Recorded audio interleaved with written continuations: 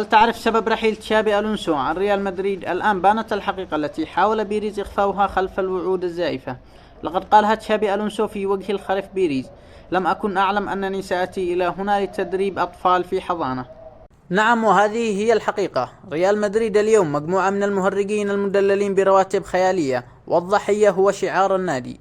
بيريز الذي يظن نفسه أكبر من الكيان ضحى بمدرب عبقري مثل ألونسو فقط لأنه تجرأ ووضع إصبعه على الجرح.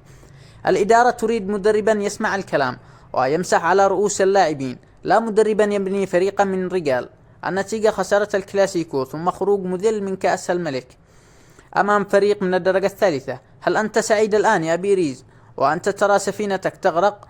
لاعبون بمستوى صفر وتكبر إلى السماء يركضون خلف الإعلانات والسوشيال ميديا أكثر مما يركضون خلف الكرة. ريال مدريد أغنى نادي في العالم أصبح مسرحا للمهرجين، وتشابي ألونسو كان يريد ثورة وكان يريد تطهير، لكن في مدريد النجوم المدللين أقوى من المدرب لأن الرئيس يدعمهم. والآن بعد أن وصلت المهزلة لذروتها، بيريز سيتوسل لزيدان ليعود، لكن من مكاننا هذا نقول لزيدان: إياك أن تعود، لا تكن طوق النجاة لمن دمر مشروعك ومشروع غيرك. دع بيريز يغرق في قراراته ودع اللاعبين يواجهون مصيرهم. مدريد يحتاج زلزال يقتلع هذه الإدارة قبل أن يتحول النادي لذكرى من الماضي.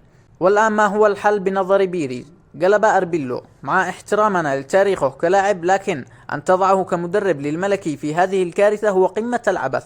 أربيلو اليوم ليس إلا غطاء لفشل الإدارة، مدرب بلا خبرة يرمى في المحرقة ليحمي الرئيس واللاعبين المدللين.